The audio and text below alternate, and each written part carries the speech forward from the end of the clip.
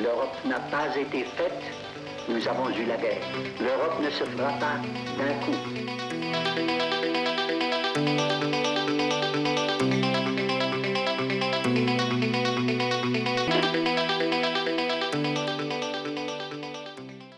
Donc ce mot d'humanisme, nous allons tourner autour toute cette journée.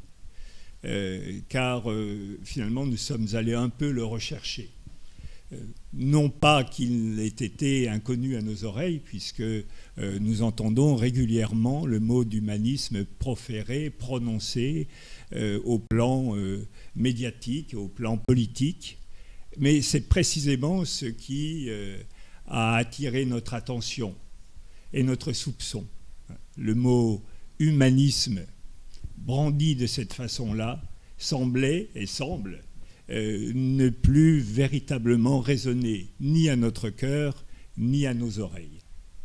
Et il m'a semblé que là, quelque chose se produisait, comme une sorte de disjonction entre une certaine vision de l'homme que nous portons en nous, que les hommes portent en eux, mais qu'en effet, comme vous l'avez dit, dans cette dramatique d'aujourd'hui que vous avez extraordinairement avec force évoquée et de façon extrêmement documentée, aujourd'hui, en effet, il semble que cette vision de l'homme soit recouverte par la pratique sociale, consumériste, matérialiste d'aujourd'hui. Et donc, on pourrait dire, j'ai pensé à faire quelques petits liens avec des activités qui m'ont tenu longtemps dans le passé. Et convient-il de sourire dédaigneusement à ce vieux mot d'humanisme? Et je parodie par là Jean-Jacques Rousseau, qui désignait la patrie. Ce vieux mot de patrie, ce vieux mot d'humanisme, ou au contraire, ce mot d'humanisme qui semble résonner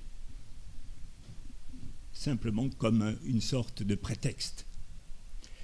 C'est donc devant l'exigence de retrouver sa force, la force de ce mot, qui est faite de sensibilité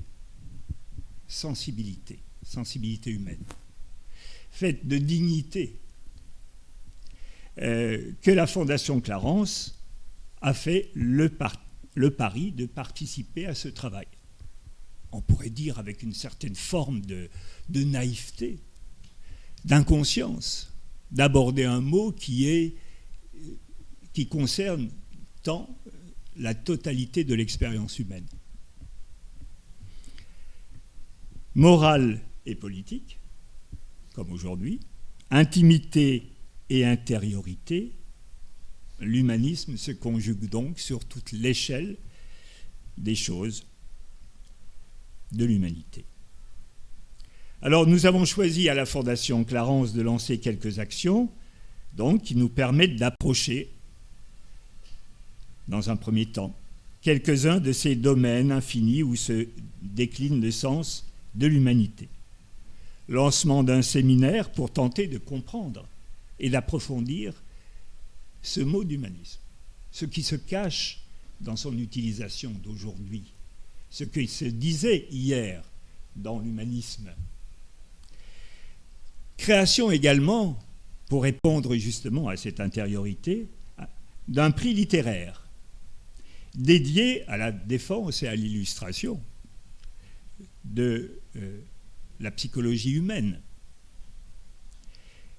par la récompense des textes au plan du journal intime, qui nous semblent être les meilleures expressions des journaux intimes publiés chaque année. Et vous parliez de la Hongrie d'une époque, d'une Hongrie sensible sur le plan du nationalisme.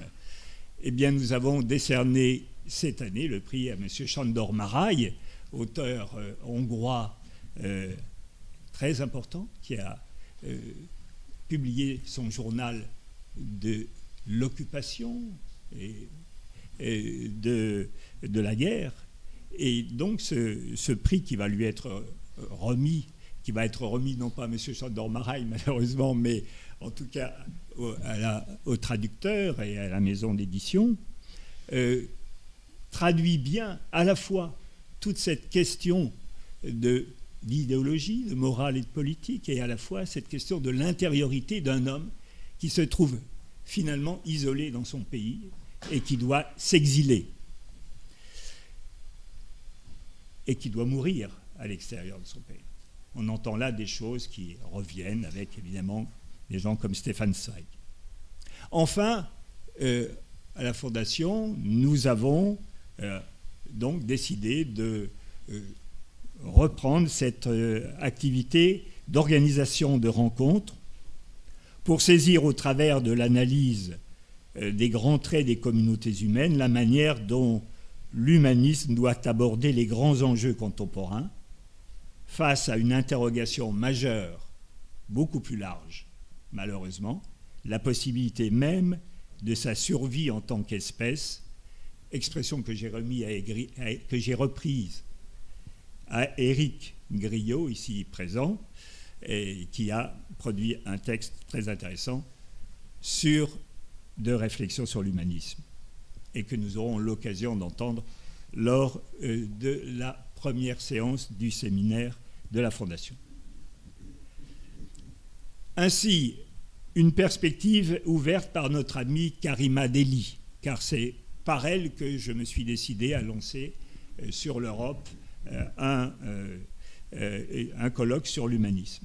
Donc, Karima Delli, députée européenne Écologie Les Verts, qui m'a ouvert cette idée et cette possibilité donc d'organiser une journée comme celle d'aujourd'hui.